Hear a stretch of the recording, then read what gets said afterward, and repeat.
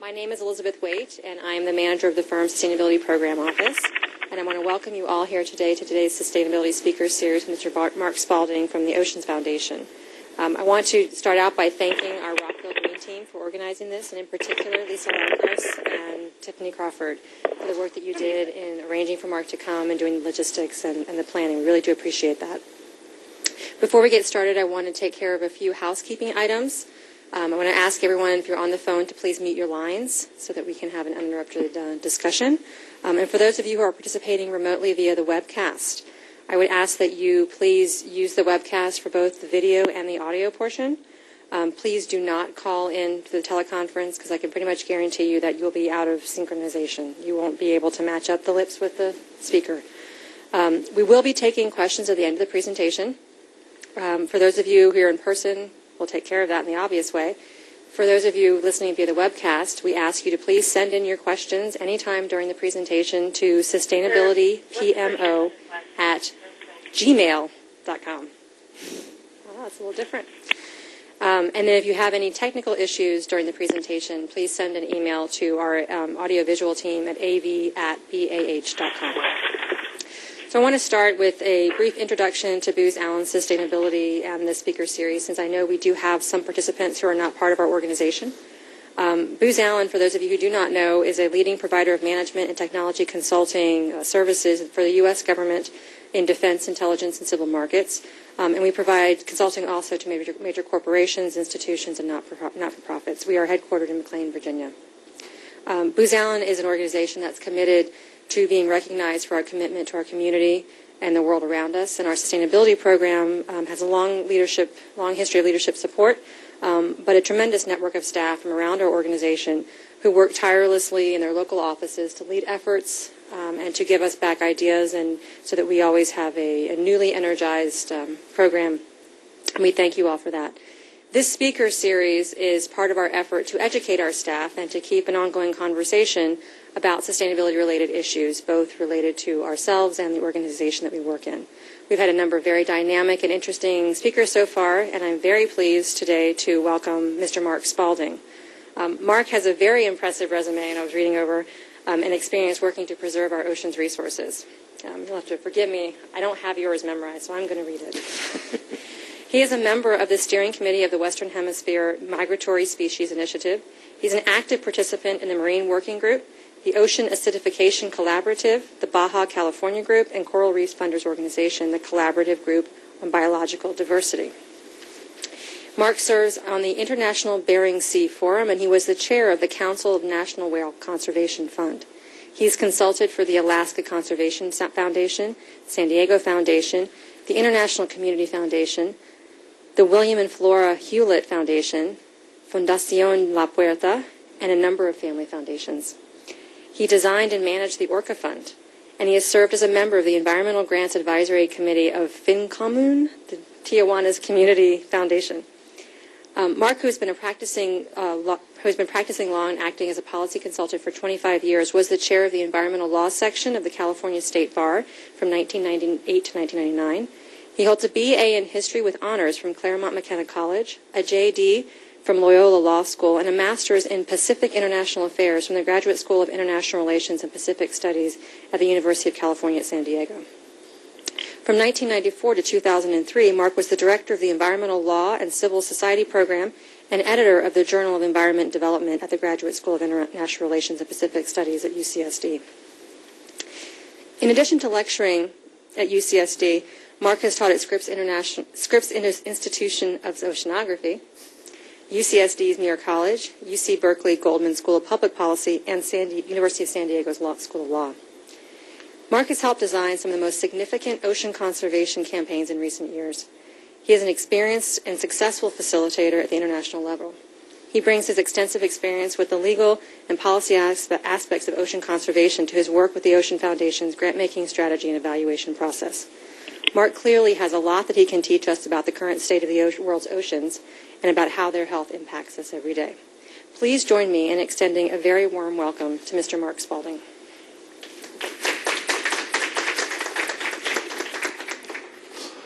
Well, thank you, first of all, to Lisa for inviting me to do this. I agreed immediately and was excited about the opportunity to do this, and it's been great working with Lisa and Elizabeth to get this all set up.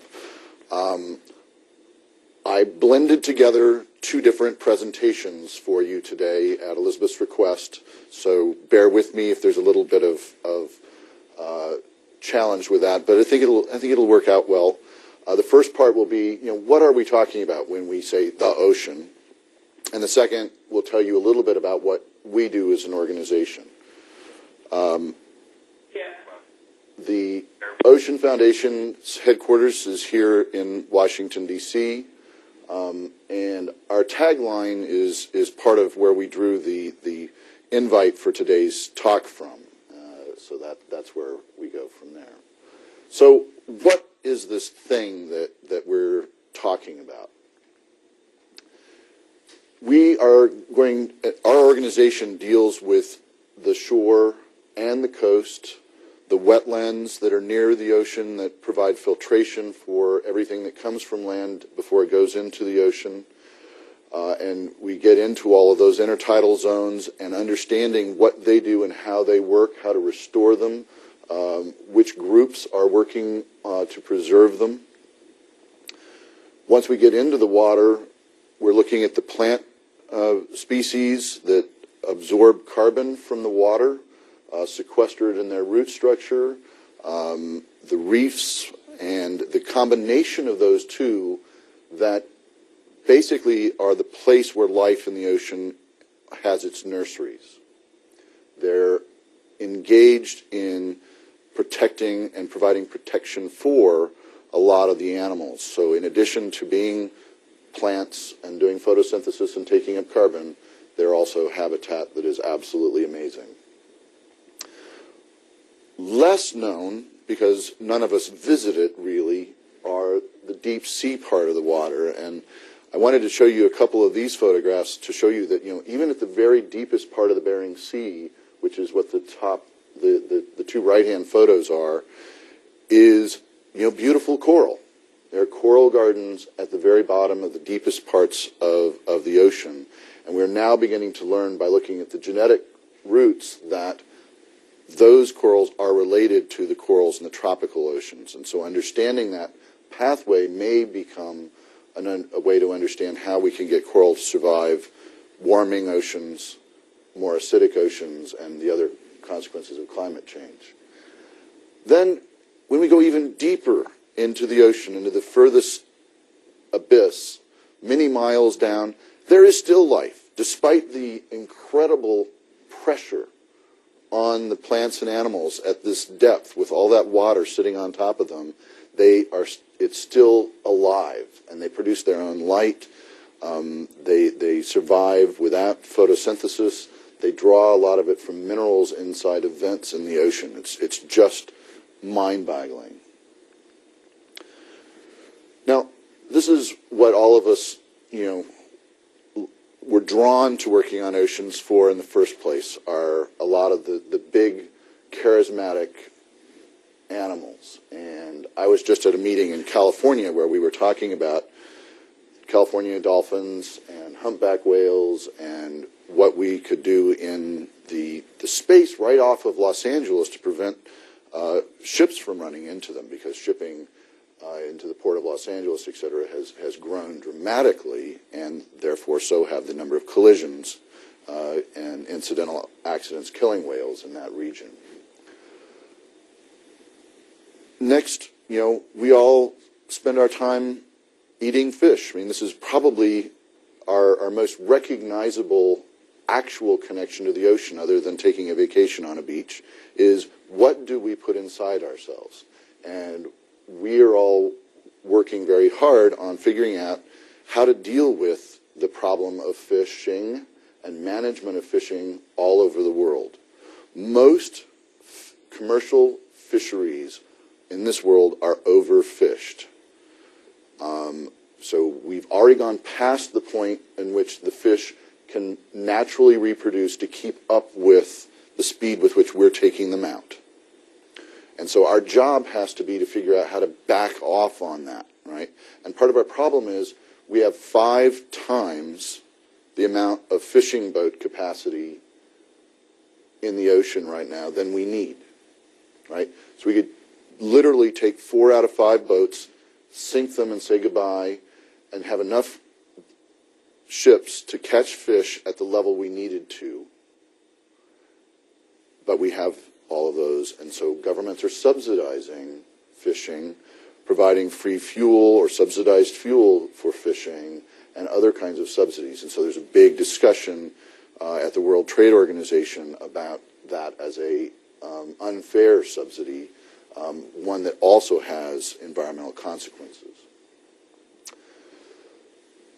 This is, if any of you have ever watched Shark Week, these are the Islamobranches, and they're cartilage fish. They are high-end predators.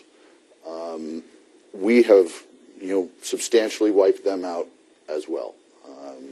The catching of sharks, cutting off their fins, and making fins soup from it is a major source of death of sharks all around the world.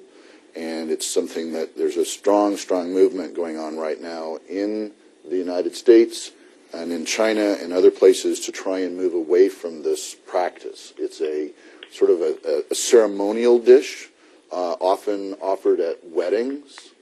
But these are high-end predators, so you've got them eating everything on the food chain below them, so high mercury and heavy metals and organic chemical loading in those fins, and you're handing them a bowl of this to a young couple who's getting married and maybe thinking of having children. It's exactly the wrong thing for them to be celebrating with symbolically, as well as to celebrate from their health standpoint. Now we're going to talk about the tiniest pieces of the ocean, the invertebrates and the plants and the plankton. This is the bottom of the food chain. Well, actually, this is the bottom of the food chain, the phytoplankton, right? These are the teeny, teeny, tiny plants. You can fit, 100 of these on your pinky fingernail. They're through the entire water column, from the top to the very depths. They survive in the tropical regions all the way up to the polar regions. They are the #1 producer of oxygen on the planet. Okay? Every other breath you take is because of the oxygen production during photosynthesis by these plants. So we're going to kill them all, so practice skipping every other breath. Okay? The way we're going to kill them is we're making the ocean more acidic, and I'll talk about that in a minute. So these plants are consumed by the zooplankton, which are animals. Imagine teeny, teeny, tiny lobsters. I mean, that's the closest relative to these folks. And then all of them are eaten by the invertebrates and the fish.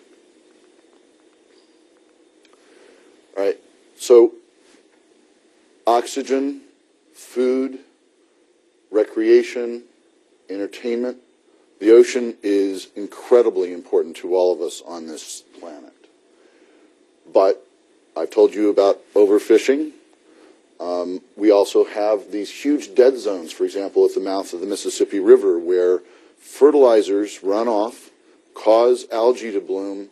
When the algae then runs out of nutrients and oxygen, it dies and it causes a dead zone. We've got offshore drilling, which has had some problems in the Gulf recently.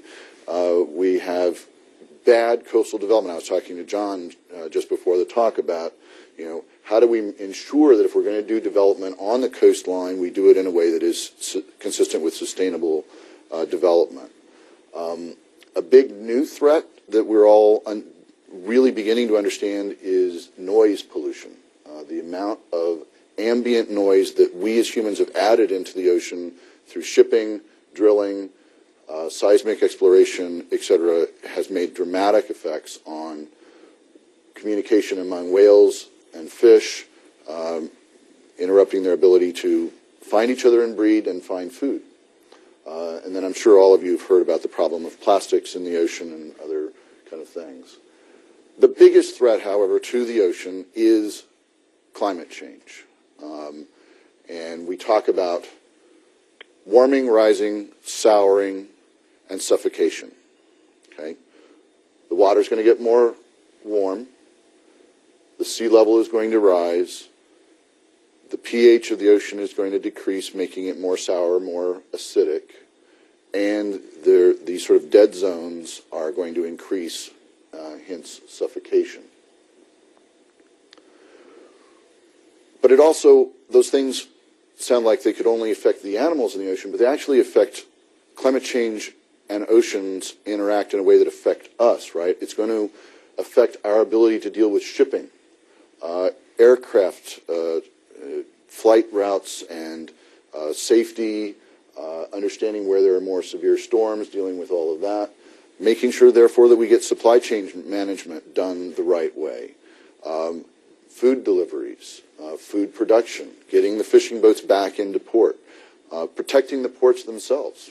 You know, if we have sea level rise combined with severe storms in certain places, you take out the port facilities. Now what? Same with security. You know, the Navy has to and is working on how do we protect Navy port facilities for the future of the ocean. So we like to spend a lot more time talking about solutions, and I'm sure that Booz-Allen and businesses like it spend time talking about solutions, because if we only talked about acidification, we'd get really depressed and not get up in the morning.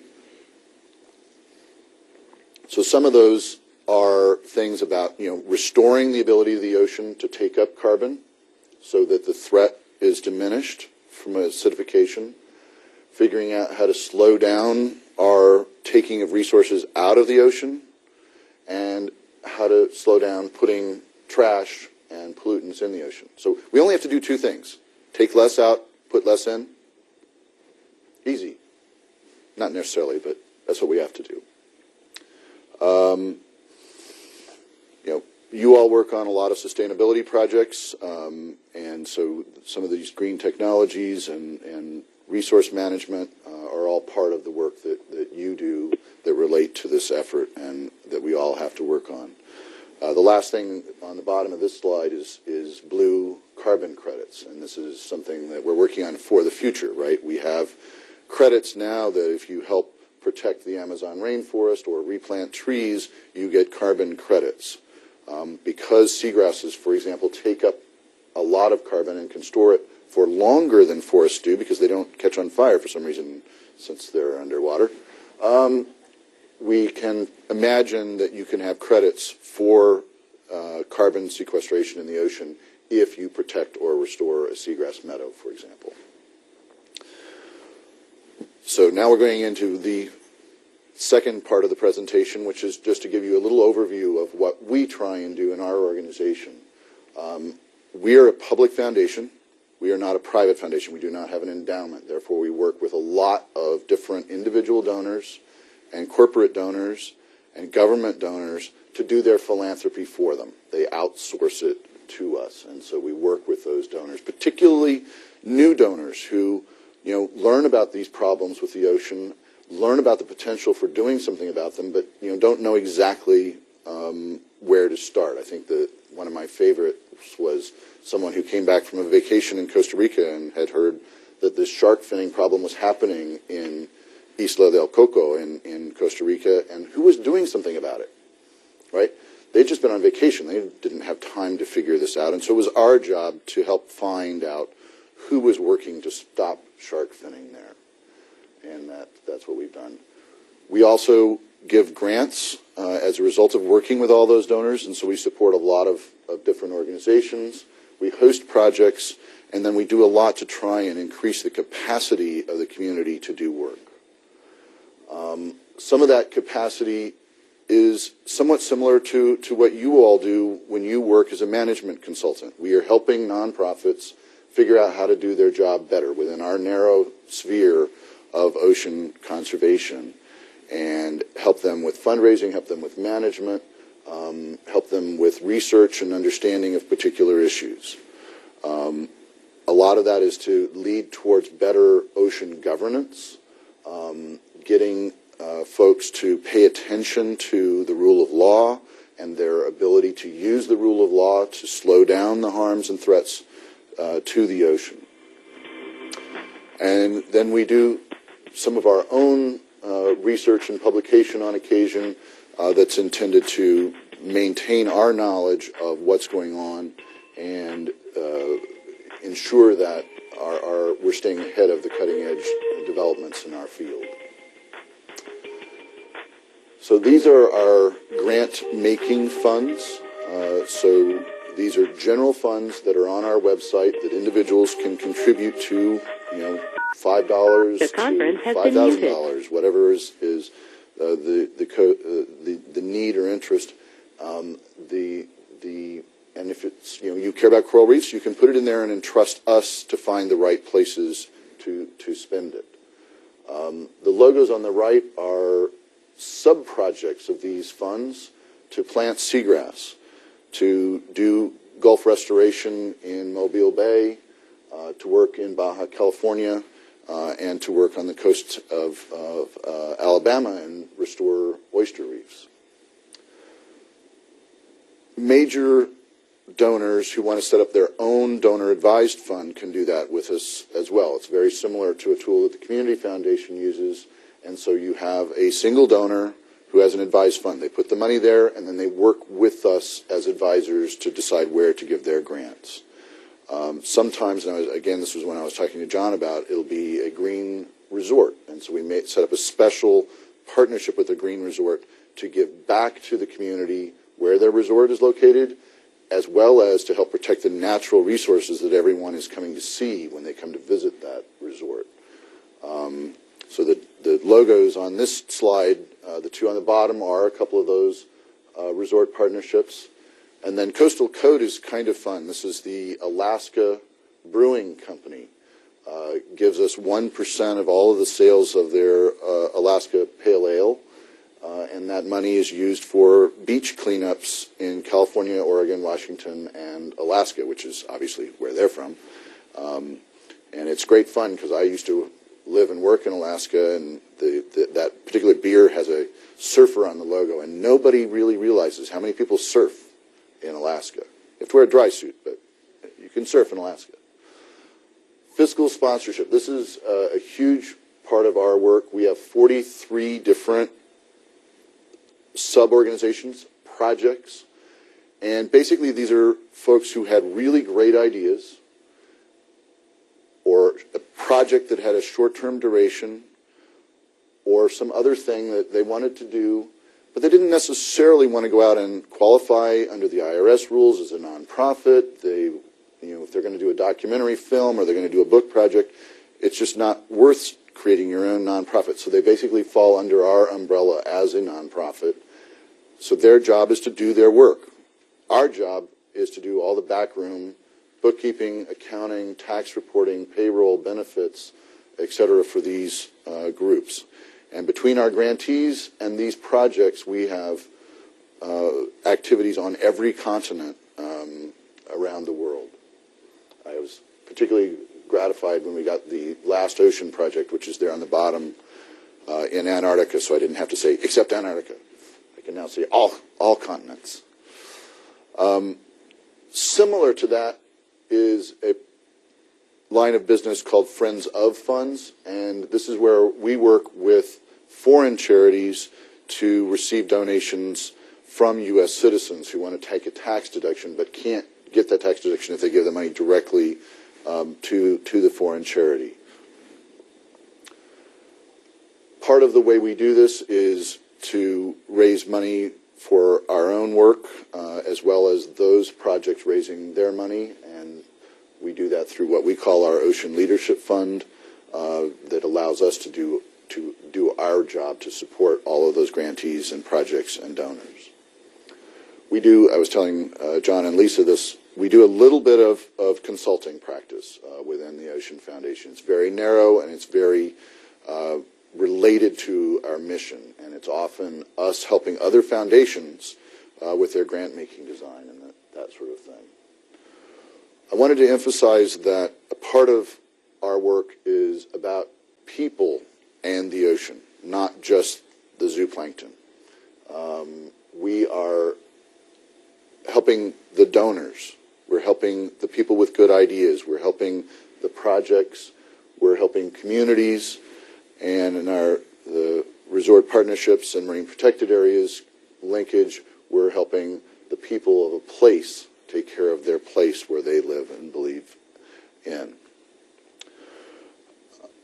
Between our accounts for advised donors, the field of interest funds, the fiscal projects, the Frenzo funds, we have 70 different accounts that we're managing at any one time. We have grown to be about a $6.5 million a year organization, and we are very lucky to have some really great people working at the Ocean Foundation. So this is the quick list of things to do for the ocean. Now, shrimp is the most popular seafood in our country and probably in the world, but it's horribly unsustainable. The shrimp caught in the ocean kills about 9 pounds of other critters for every pound of shrimp that is produced. Most of the farmed shrimp that you get is grown in mangroves and destroys them and destroys the communities that relied on those mangroves for fish. And so if you can stand it, skip shrimp when you can. It's one of my favorite things, and it's really hard to skip. I'm going to be completely honest, but it's one of the things that we should do. If you have an iPhone, you can get an app called Fish Phone, which is from the Blue Ocean Institute. And the neat thing about this particular app is it will tell you both the environmental issues regarding a fish that you're about to order on the menu or buy at the fish counter at the grocery store, and the health consequences, right? If you're, an old guy like me and you're not about to have any babies, you can eat the unhealthy stuff as long as it's good for the environment. But if you're thinking about having children someday, this app will also help you identify what you ought not to eat for your child's health.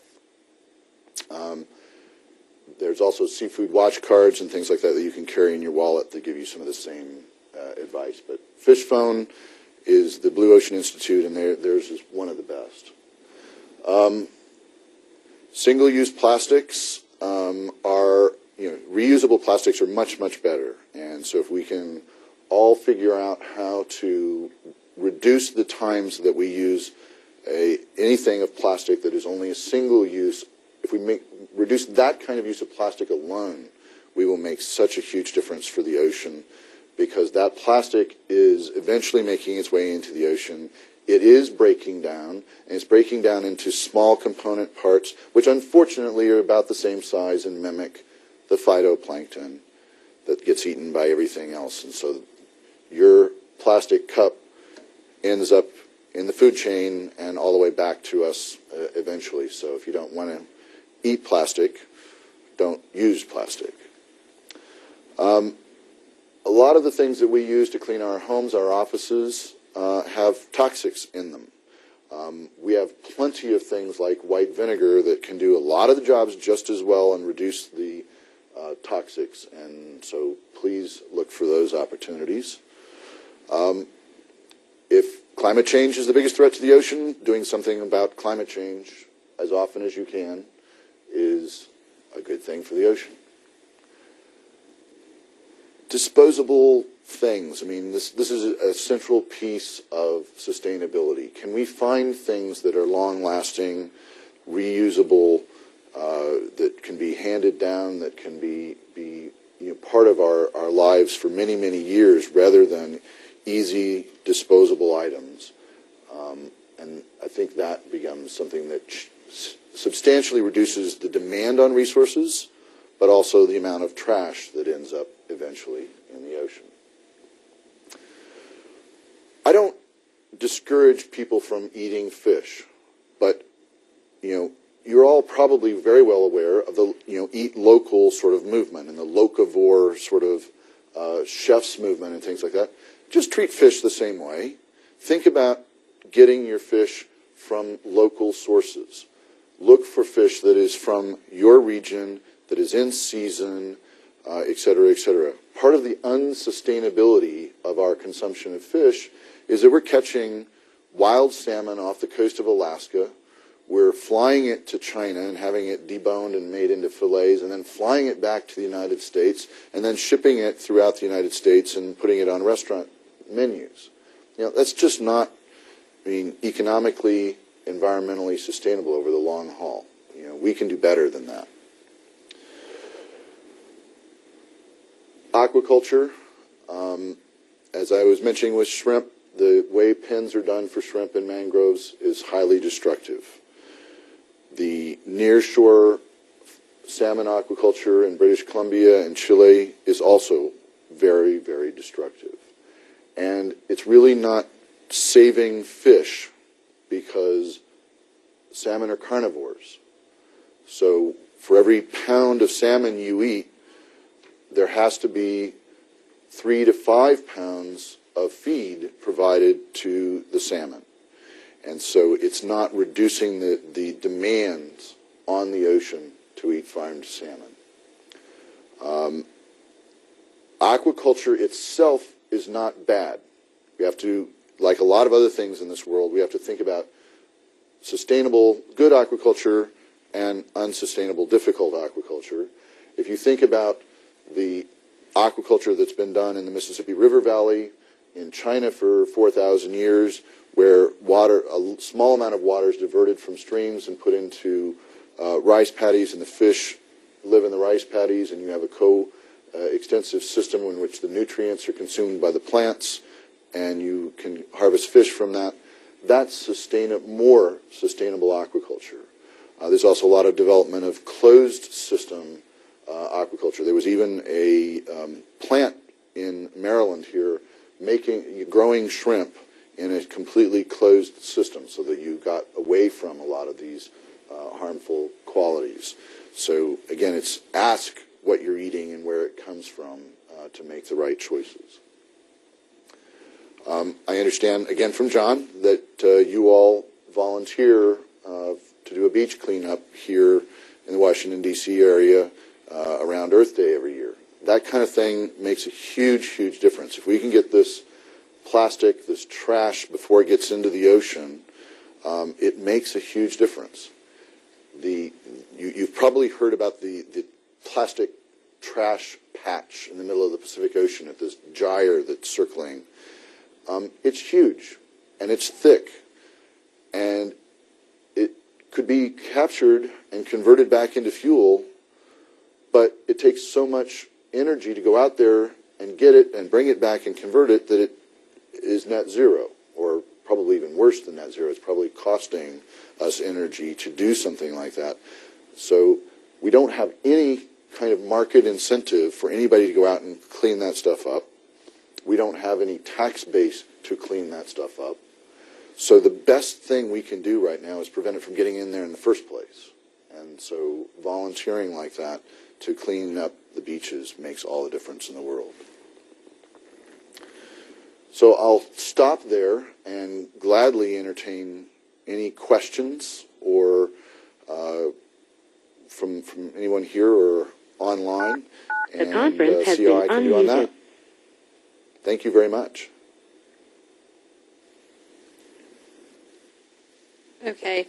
I know that Sarah has some questions that have been sent in, but I've been asked to remind everybody to continue to mute your phones at Q&A unless you're actually asking a question. And after you ask your question, please put it back on mute so that we don't have any disruptions. So, Sarah. Yes, we have a couple of questions here. How can I engage kids to get involved in your conservation efforts, specifically your Coral Relief Fund?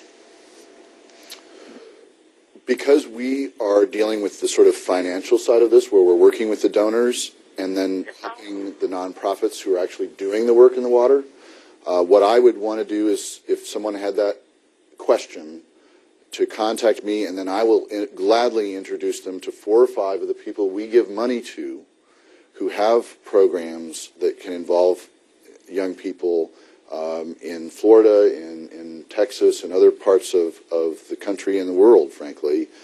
So, tell me where you want to work, and whether it's coral or sea turtles, and we'll see if we can figure out the right organization that's a match for you that we already have a relationship with and get that to happen. John? Yes. Regarding the fish farming, I understand the problems of open water near shore farming, but I've read recently about a deep water caged farming off Hawaii, and I wonder what your thoughts are on that. The last administration, the Bush administration, started work on, the government helping with R&D and supporting private corporations doing these gigantic pens offshore in much, much deeper water. The Obama administration has continued this. It's a priority of the aquaculture part of NOAA, and I think it's a really bad idea. While moving these pens offshore does increase the potential for dilution of the fish waste and antibiotics and feeds and things that are dumped into the pens and fall through the pens, it is just really moving a lot of the problems offshore and out of sight and not really eliminating the problems. I mean, if it's going to be salmon again or some other carnivore, you still have the food conversion problem of needing to pull 3 to 5 pounds of fish out of the ocean to feed. And then on top of that, we're adding a fossil fuel problem, right? We're going to have to steam out to these places to take the food for the fish. We're going to have to steam out there to collect the fish and bring them back and to check on the pens. And we're going to have to also deal with, hurricanes and storms. So how are we going to protect these facilities when they're built in that fashion? So I have not yet seen anything that convinces me that this new idea solves the problems of nearshore open pens, just moves them out of sight.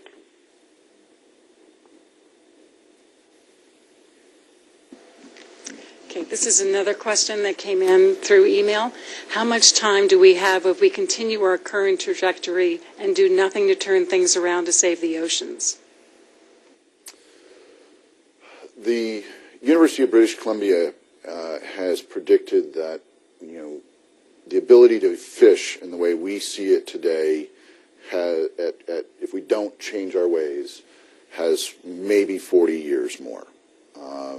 That the overfishing trajectory is such that we just won't be able to fish the way we have been fishing. Now, does that mean everything will be extinct? Absolutely not. It'll just mean that you won't be able to catch enough of anything to market it at commercial scale, to be assured that you can catch it whenever you want and deliver it to any kind of chain of commerce.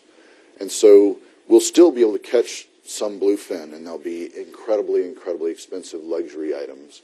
And the rest of us will be eating jellyfish or something like that. And so it becomes, the system changes and the species adapt and take over the spaces that are emptied as we take fish out of the ocean. Climate change and ocean acidification, a longer time frame, but we are already seeing harm to coral reefs in particular as a result of warming, and that has meant that a number of places where the warming is already evident have lost their coral reefs, and the coral reefs have become less resilient. The shellfish fisheries in the Pacific Northwest are already seeing that they have to take the larva stage of oysters and other shellfish and do them in controlled warehouses and then put them out in the ocean, because when they're developing their first shells, they can't because of the increased acidic ocean. So we're already seeing some serious problems in some instances. We've got some time in others. Yeah, Lisa. What about the connection you talked about, working with at least one resort. And what about the connection with the recreational activities, boating and scuba diving and snorkeling and all of that stuff in the oceans? And to me, this is one of the exciting parts of my job. All of us have an experience with the ocean, whether it's because you live near it or because you have taken a vacation there, and being on the deck of a house or a ship and watching the sunset over the ocean is beautiful. And it will be just as beautiful when it's dead and empty when you're standing on that deck. And so it's the folks who are actually ocean users, sailors, divers, snorkelers, surfers, who are going to suffer some of the consequences of the ocean being less healthy, more acidic, etc. And so understanding how to inspire them to contribute, to volunteer, to change some of their habits and behavior, right? And so that's sort of what we're doing with some of the resorts that we've worked with. They ask us about, their energy systems, their wastewater systems, their water use, everything that LEED Building does.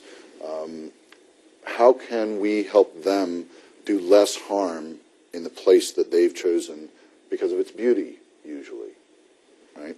And how do we make sure that the folks who enjoy the ocean also care for the ocean? And you mentioned the LEED building. How do you connect back with organizations that are doing the on-land stuff like LEED? The first of the resort partnerships that we worked on was in a town called Loreto in Mexico, and we had a green builder building the resort, and they discovered that there was no green building council in Mexico. So the first thing we did was we gave a grant to some university folks in Mexico City to start the Green Building Council of Mexico. So that has led to a whole sort of revolution in architecture and engineering in Mexico. So we're constantly, looking at some of those issues. We look at what's being done on the terrestrial side in building design and architecture as this inspiration. We're not architects, and we're not going to get out of our area of expertise. So I love working with LEED. I love working with some of the other organizations who are working on sustainability and sustainable design so that we understand better how we can do a better job and how the groups that we support can offer alternatives, right? It's so hard if you're an ocean conservation group because you end up in this sort of just say no moment most of the time. Don't build there. Don't build that there. And so if we can begin to educate the conservation community about LEED sort of things and sustainable design and architecture, we can offer something. Don't do that, do this instead.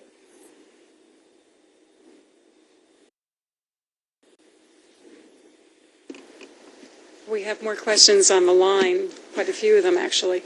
What is the Ocean Foundation doing to promote ecosystem-based management and a science-based approach to marine spatial planning? We have researched and published 2 articles on marine spatial planning, including one in the American Planning magazine, and I'll be glad to supply Elizabeth with the copies of that for anyone who would like a copy.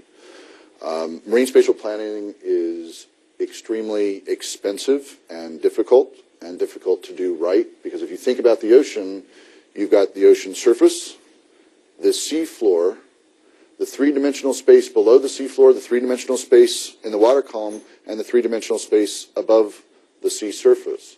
And so you can't even depict that on a 2-dimensional map or computer screen in a way that's really easy to do spatial planning. And our experience with spatial planning terrestrially is much easier in comparison. The ecosystem-based management piece of it is the challenge, right? The whales were there first. The seabirds were there first. The seals who use a haul-out beach were there first.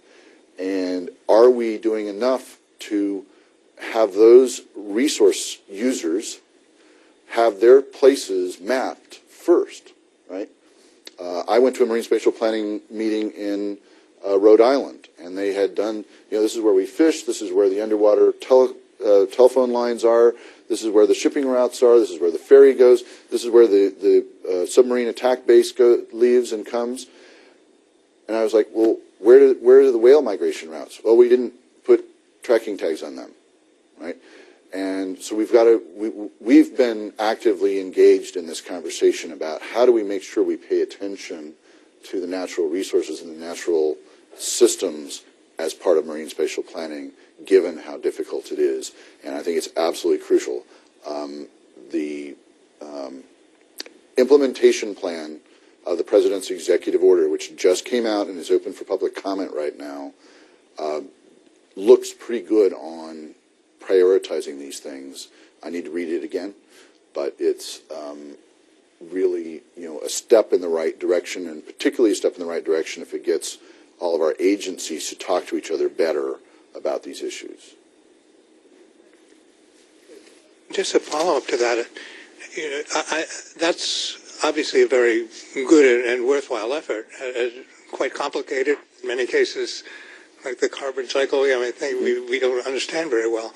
But it seems to me that there are simple things like we know we're overfishing certain species. We know from our history with cod and whales and tuna that what happens when we overfish. And it seems to me it's just a matter of political will to agree on how fish catches and who's going to catch them. Yep. But the political will doesn't seem to be there.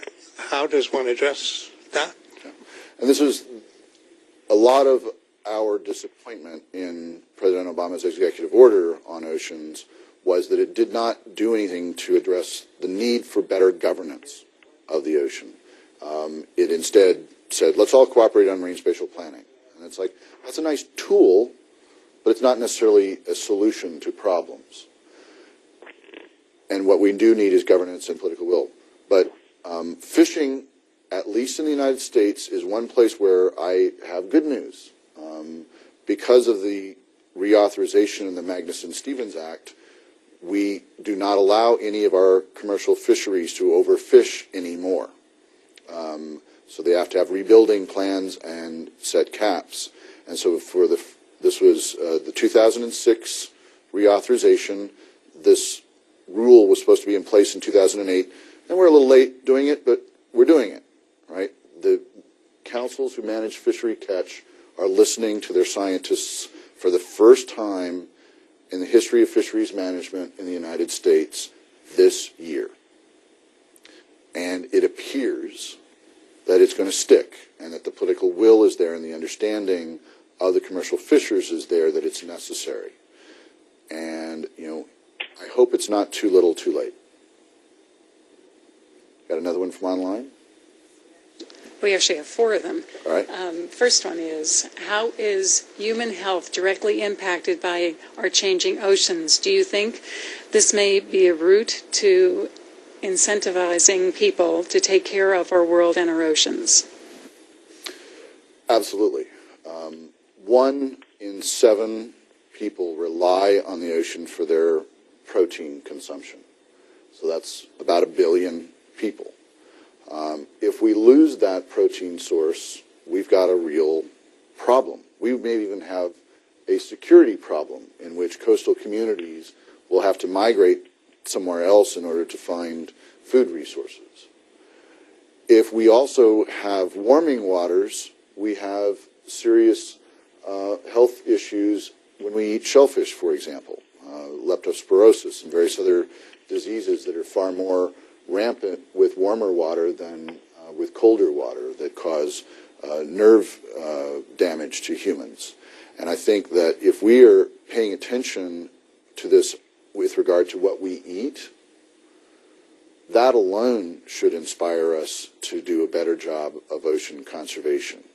If we love, sea lions, and they're eating the shellfish, and they're getting the brain damage, that should inspire us. Last week, when I was at this meeting, there were some of the veterinarian scientists from the rescues that, will help save an animal that washes up on the beach. And there were a group of sea lions who ate shellfish, and this particular disease eats at the hippocampus in the brain, which is, your sort of inner guidance system and your sense of direction. Well, they rehabilitated the animals, and they thought they were all perfectly healthy, and they put tracking tags on them, and they released them.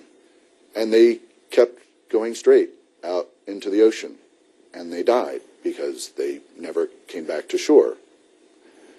And it was because we didn't know that their brains had been damaged by what they had eaten, right? We know now, and we know that we can't re-release those animals who have that. And, there were a whole bunch of humans who had the same disease from eating shellfish in Alaska a couple of years ago. And so we've got to be really careful about what's going on here, because it can cause permanent damage and health damage to ourselves if we don't do something about this. How did you become interested in ocean preservation? I grew up in California, and I grew up going to the beach, and I have lived near the ocean most all of my life, and I still find it, a beautiful, beautiful place. And we have one of our projects is called the Blue Mind, and the Blue Mind is asking the question of sort of the psychology and psychiatric and mental healthcare community. What is it about the ocean that makes us all feel better? When we're looking at it, why does it make us more calm? Why is ocean view the most valuable phrase in real estate? What is it about the ocean that connects us? And I think that, I was trained as a lawyer, and I found myself working in, bank fraud litigation and representing big insurance companies against big banks fighting over big bucks. And one day I decided, I'm really not helping the world out very much. That money can be in column A or column B, and at the end of my life, will that really make any difference? And so I went back to school and studied to do this. Did you see any surge of interest when the movie Dolphin Tale came out last winter? Yes, we did. We had a lot of inquiries. Anytime, there's a new film coming out now about the gray whales who were stranded, and I think that anytime any of those sort of things come out, it does help tremendously to get attention to ocean issues. And I really, it's exciting when that happens, because it inspires people.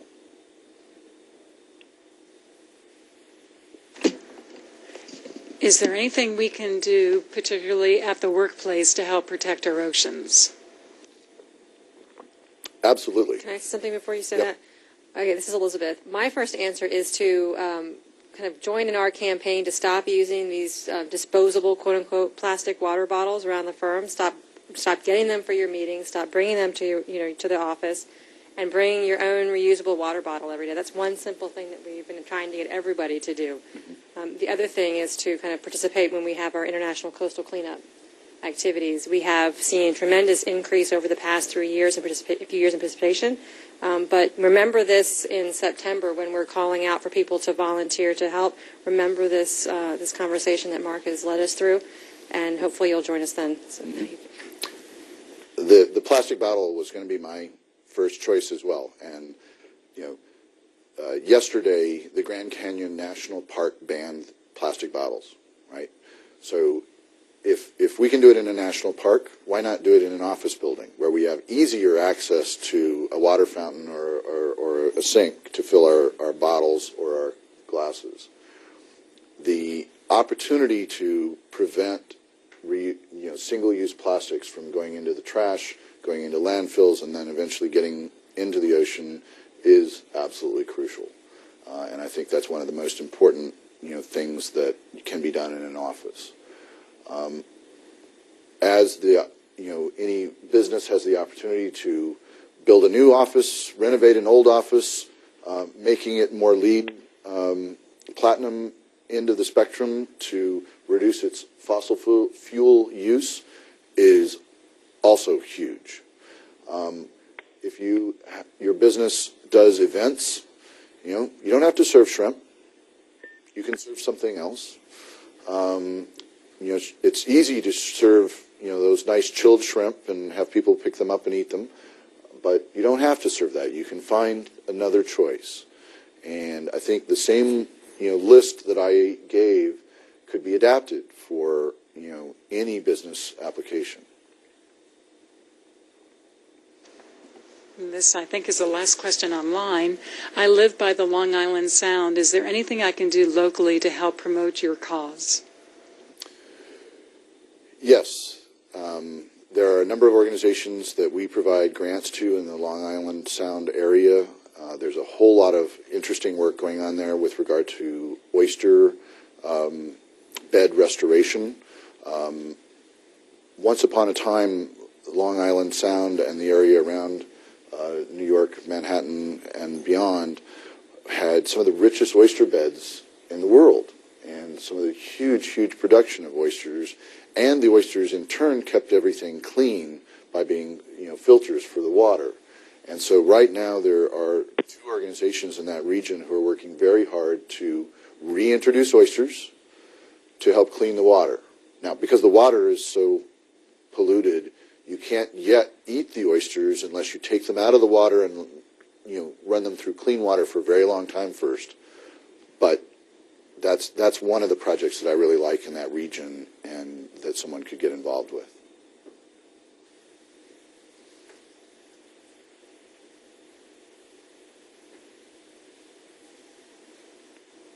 That's it? Okay. Does anybody else have any questions in the room? Because we are kind of getting to the end of our hour. Perfect. Perfect timing. Great. Well, thank you so much. This was a thought-provoking and really meaningful and moving discussion. I appreciate it. I think I might shed a tear tonight over not being able to have any more shrimp and grits, but I'll get over it. But thank you very much for coming. Thank you all for joining us, and have a great afternoon. Thank you for having me. Appreciate it.